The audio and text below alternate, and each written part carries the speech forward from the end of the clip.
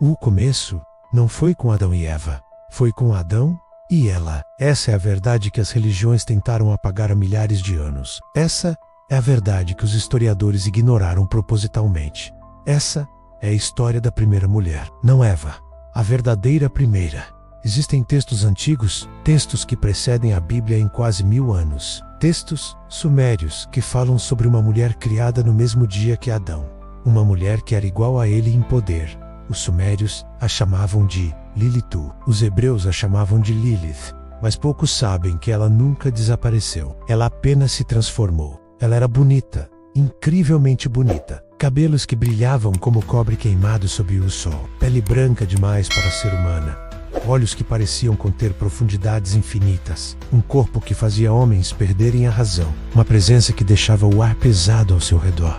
Mas havia algo errado naquela beleza. Algo que não conseguia ser explicado com palavras convencionais. Era como olhar para um quadro que parecia vivo. Era como conversar com algo que parecia humano, mas que você sabia, no fundo do seu ser, que não era. Adão a viu assim que abriu os olhos no Éden. E a desejou imediatamente. E ela o desejou também, mas de forma diferente. De forma que não era amor, era posse, era necessidade. Era como se ela reconhecesse nele algo que ela também era. Quando Adão tentou fazê-la obedecer, quando tentou afirmar seu poder sobre ela, ela recusou. Recusou de forma que não tinha volta. Recusou de forma que Deus sentiu a recusa ecoar por todo o Éden. E então ela foi expulsa. Mas não simplesmente expulsa.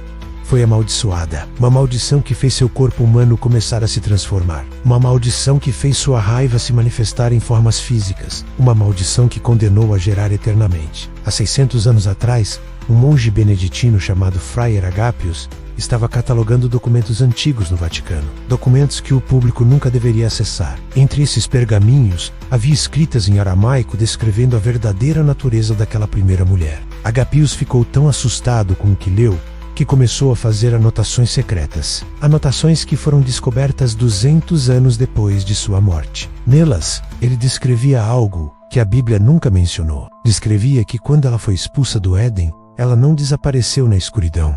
Ela foi amaldiçoada a gerar constantemente, a gerar tudo aquilo que a humanidade temia. Os textos mais antigos falam de um poder que ninguém conseguia explicar.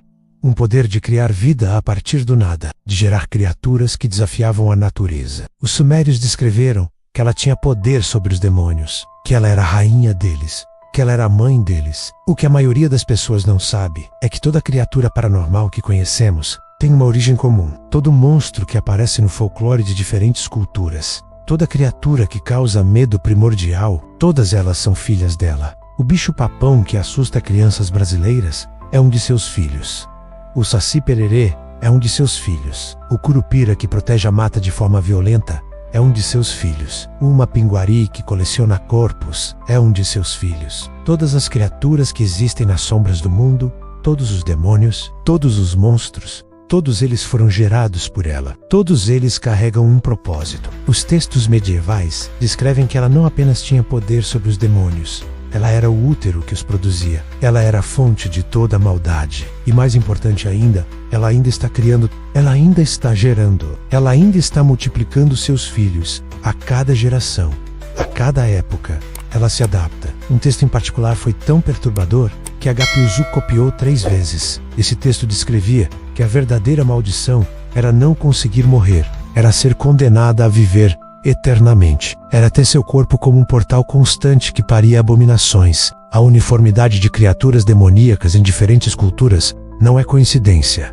não é transmissão cultural. Estudiosos modernos tentam explicar assim. Tentam argumentar que povos isolados criaram monstros similares por compartilharem medos similares. Mas isso é uma explicação muito simples para uma realidade muito mais complexa.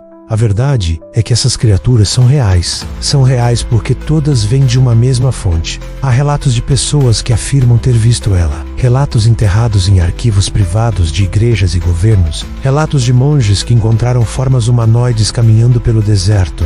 Formas que pareciam mulher e demônio ao mesmo tempo. Formas que deixavam marcas no chão onde nada mais crescia. Formas que quando olhavam nos olhos de alguém, esse alguém esquecia como viver normalmente. Formas que emanavam uma beleza tão perturbadora que quem via nunca mais conseguia amar um humano de verdade. Um documento de 1587 descreve um avistamento em uma aldeia no interior de Marrocos. Descreve uma mulher que chegou durante a noite. Uma mulher com cabelos cor de cobre, uma mulher bonita demais para ser real. Quando ela chegou, a morte a acompanhava. Não porque atacava diretamente, mas porque tudo ao seu redor definhava. Plantas murchavam, animais morriam de formas inexplicáveis. Crianças nasciam com deformidades. O documento afirma que padres tentaram rezar para afastá-la.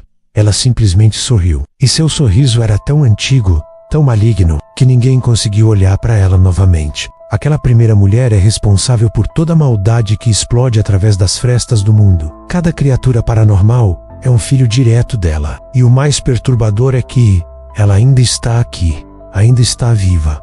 Ainda está gerando. Há registros fragmentados de avistamentos em diferentes épocas. Sempre descrições similares. Uma mulher muito pálida, cabelos cor de cobre brilhando, olhos que parecem não refletir luz normalmente, com uma aura que faz o ar ao seu redor ficar pesado, com a capacidade de aparecer em qualquer lugar sem ser vista chegando, com a capacidade de desaparecer sem deixar rastro, com uma beleza que parece designada para seduzir. Em 1923, um pesquisador de Cambridge, chamado Edmund Blackmore, estava investigando textos hebraicos antigos. Encontrou algo que o deixou tão perturbado que se recusou a publicar suas descobertas. Seus diários, encontrados apenas recentemente, descrevem referências cruzadas em diferentes textos antigos. Todas apontavam para a mesma conclusão, que aquela primeira mulher ainda caminha entre nós, que ela aparece em diferentes formas, que ela usa diferentes nomes em diferentes culturas, que ela é adorada por seus filhos, que ela está sempre colhendo almas para adicionar à sua família. Os textos que Blackmore estudou